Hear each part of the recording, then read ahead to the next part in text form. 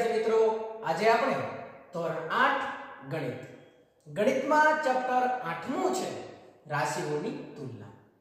તો આજના લેક્ચરમાં આજના સેશનમાં આજે આપણે સ્વાધ્યાય 8.3 નો બીજો દાખલો જોવાનો છે.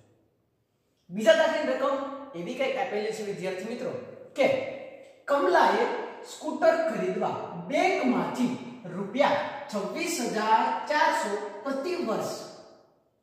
કમલાએ સ્કૂટર ખરીદવા માટે બેંકમાંથી રૂપિયા 26,400 15% ચક્રવૃદ્ધિ વ્યાજે લીધા. 26,400 રૂપિયા, પણ એમાં એનું વ્યાજ 15% છે. 2 વર્ષ અને 4 મહિના પછી ઉધાર ચૂકતે કરવા માટે તેને કેટલી રકમ ચૂકવવી પડશે? કમલાએ સ્કૂટર ખરીદવું છે. સ્કૂટર ખરીદવા માટે બેંકમાંથી રૂપિયા 26,400 રૂપિયાની લોન કરે છે, જેમાં વ્યાજનો દર એટલે કે 15% વ્યાજનો દર છે. જ્યારે બધી જ રકમ પરત ક્યારે કરે છે તો કે 2 વર્ષ અને 4 મહિના પછી બધા જો એને ચૂકવવા હોય તો એને કેટલી રકમ ચૂકવવી પડશે? ચલો જોઈએ. ચક્રવૃદ્ધિ વ્યાજનું સૂત્ર આપણે અગાઉના લેક્ચરમાં જોયેલું છે. જે વસ્તુ આપણને રકમમાં આપેલું છે તેને ડેટા સ્વરૂપે લખી નાખીએ. બેંકમાંથી રૂપિયા 26,400 રૂપિયા એટલે કે મુદ્દલ છે રૂપિયા 26,400. વ્યાજનો દર જે છે એ 15% એટલે કે R જે છે એ 15% છે. નેક્સ્ટ આગળ જોશો તમે તો 2 વર્ષ અને 4 મહિના એટલે કે વર્ષની સંખ્યા કેટલી છે તો કે 2 વર્ષ અને 4 મહિના. આટલી વસ્તુ આપણને આપેલી છે. ચક્રવૃદ્ધિ વ્યાજ મેળવવું છે તો 2 વસ્તુ થશે વિદ્યાર્થી મિત્રો. અત્યાર સુધી જે આપણે દાખલા જોયા નોર્મલ, તેમાં એટલી વસ્તુ આપેલી હતી કે 2 વર્ષ માટેનું મેળવો, 3 વર્ષ માટેનું મેળવો, પણ અહીં આપણને 2 વર્ષ અને 4 મહિના આપેલા છે. ત્યારે વિદ્યાર્થી મિત્રો ચેન્જીસ એટલો જ થશે કે 2 વર્ષ માટેનું અલગ મેળવવાનું થશે, પછી 4 મહિના માટેનું અલગ મેળવવાનું થશે, પછી બંનેનો સરવાળો કરશું. ચલો જુઓ. ચક્રવૃદ્ધિ વ્યાજ મેળવવા માટે a p બ્રેકેટમાં 1 + r ના છેદમાં 100 રેસ્ટ ટુ n. જે વસ્તુ રકમમાં આપેલી છે તેને મૂકી દો. 26,400 રૂપિયા, 26,400 1 + r એટલે કે 15%, 15 ના છેદમાં 100. પહેલા 2 વર્ષ લઈ લઈએ એટલે 2 આવશે. પછી તો આગળ 26,400 100 એકા 100 + 15 ના છેદમાં 100 એની બેઘાત. 26,400 એજ ઇટ ઇઝ. સાદુરૂપ આપશો 100 + 15 એટલે કે 115 ના છેદમાં 100 એની બેઘાત. આગળ સાદુરૂપ આપો 26,400 એને મલ્ટીપ્લિકેશન 115 ના છેદમાં 100 એની બેઘાત એટલે કે 115 ગુણ્યા 115 100 ગુણ્યા 100. આવી રીતે કરી શકાય વિદ્યાર્થી મિત્રો. 115 ના છેદમાં 100 એને મલ્ટીપ્લિકેશન 115 ના છેદમાં 100. 0 0 કેન્સલ આઉટ. હવે 115 અને 100 5 વડે ડિવાઈડ કરી શકાય. 5 વડે ડિવાઈડ કરશો તો 20 × 50.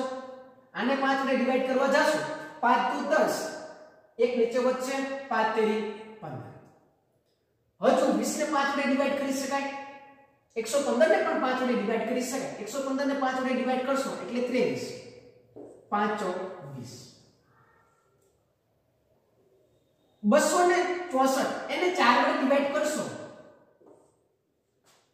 4 × 25 4 × 6 24. 2 વધશે એટલે 24 થશે.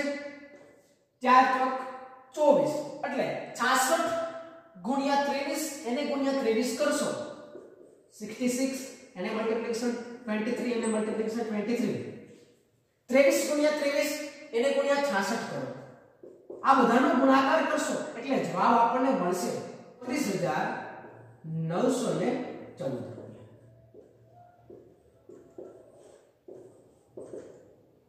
26,400 રૂપિયાનું 2 વર્ષનું જે ચક્રવૃદ્ધિ વ્યાજ જે છે એ 34,914 હવે બાકીના જે 4 મહિના છે તેના માટે પણ આપણે ગણવું છે તો ત્યારે જે વ્યાજ મુદ્દલ થશે એ 34,914 એટલે કે વ્યાજ મુદ્દલ 34,914 જે વ્યાજનો તે દર છે એ 15% અને વર્ષ જે છે એ 4 મહિના એટલે 4 મહિના ટોટલ મંથ કેટલા હોય તો કે 12 તો 4 ના છેદમાં 12 વર્ષ કારણ કે આપણે વર્ષમાં ચેન્જીસ કરી દઈએ છીએ 4 ના છેદમાં 12 હવે એનું સૂત્ર તો કે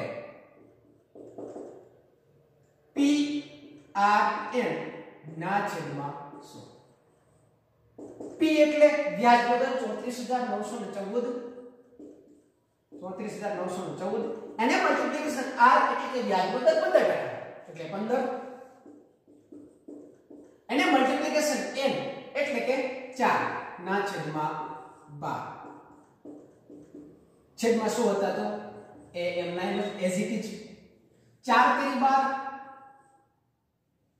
100 અને 15 બંનેને 5 વડે ડિવાઈડ કરી શકાય 5 તેરી 15 આને 5 વડે ડિવાઈડ કરશો એટલે 5 વડે ડિવાઈડ કરો 5 દુ 10 20 5 100 3 3 કેન્સલ 2914 અને 20 બંનેને 2 વડે ડિવાઈડ કરીશ તો 2 વડે ડિવાઈડ કરશો 10 દુ 20 આને 2 વડે ડિવાઈડ કરવા જશો તો 17 દુ 34 2 ચોકો 8 એક નીચે વધશે એટલે કે 11 થશે 2 5 10 એક નીચે વધશે 2 7 14 17,457 પણ છેદમાં 10 છે છેદમાં 10 છે એટલે કે એક પોઈન્ટ આપણે ખસી જશું એટલે આવું થશે 1745.7 4 મહિનાનું જે વ્યાજ જે છે એ 1745.7 રૂપિયા થશે તો 2 વર્ષ અને 4 મહિના એટલે કે કુલ વ્યાજ કેટલું થશે તો ચાલો જોઈએ કુલ કેટલું 2 વર્ષનું 34,914 એને પ્લસ 1745.7 આ બંનેનો આપણે સરવાળો કરીશું ત્યારે આપણને ખબર પડશે કુલ વ્યાજ કેટલું થાય તો 34,914 એને પ્લસ 1745.7 આ બંનેનો સરવાળો કરીએ 7 4 ને 5 9 4 ને 1 5 9 ને 7 16 એક વધી આવશે 4 ને 1 5 ને 1 6 36,659.7 રૂપિયા જે છે એ કુલ વ્યાજ થશે એટલે કે ઉધારે ચૂકતી કરવા માટે તેને કેટલી રકમ ચૂકવવી પડશે તો કે કમલાને કુલ કેટલી રકમ ચૂકવવી પડશે તો 2 વર્ષ અને 4 મહિના પછી તેને 36,659.7 રૂપિયા ચૂકવવા પડે કોને તો કે કમલાને ચૂકવવી પડતી રકમ રૂપિયા 36,659.7 રૂપિયા થશે તો ખાસ ધ્યાન રાખો વિદ્યાર્થી મિત્રો કે જ્યારે પણ રકમમાં 2 વર્ષ અને 4 મહિના હોય 3 વર્ષ 6 મહિના હોય જેટલા વર્ષ અને જેટલા પણ મહિના હોય પણ મેથડ જે છે એ આ જ મેથડથી દાખલો ગણવાનો રહેશે જો ખાલી તમને 2 વર્ષ આપે તો અહીં દાખલો આપણો પૂરો થઈ જશે પણ પાછળ તમને 4 મહિના આપેલા છે તો 4 મહિનાની પણ ગણતરી કરવી પડશે 2 મંથ 2 વર્ષ અને 4 મહિના 2 વર્ષના 34,914 ટોટલ રકમ મૂળકા જે રકમ હતી 26,400 વ્યાજ સહિત 2 વર્ષના 34,914 રૂપિયા થશે હવે 34,914 રૂપિયા હતા એ 2 વર્ષ સુધીના હતા. પછીના જે 4 મહિના જે એડ થાય છે એ એડ કઈ મુદ્દલને લગતા થશે તો કે 34914 ચક્રવૃદ્ધિ વ્યાજ વ્યાજનું પણ વ્યાજ થશે. એટલે કે 34914 જે છે એ આપણે મુદ્દલ થઈ જશે. તેના 15% આપણે કરીશું એટલે ત્યારે એનો જવાબ આપણને મળશે 1745 પૈસા. 34914 રૂપિયાનું વ્યાજ આપણને 1745 પૈસા મળશે. ટોટલ ચૂકવવી પડતી રકમ તો કુલ ચૂકવવી પડતી રકમ એટલે કે 34914.34914 પ્લસ 1745.60 કરીશું ત્યારે ટોટલ કુલ કેટલી રકમ ચૂકવવી પડે તે આપણને મળે. એટલે કે 36659.7 રૂપિયા જે છે એ કમલાને રકમ ચૂકવવી પડશે. તો વિદ્યાર્થી મિત્રો અહીં આપણે સ્વાધ્યાય 8.3 નું બીજા દાખલા સુધી પૂર્ણ કરીએ છીએ. ફરી પાછા નવા વિડિયો સાથે નવા ટોપિક સાથે મળીશું. Thank you. જય હિન્દ, જય ભારત.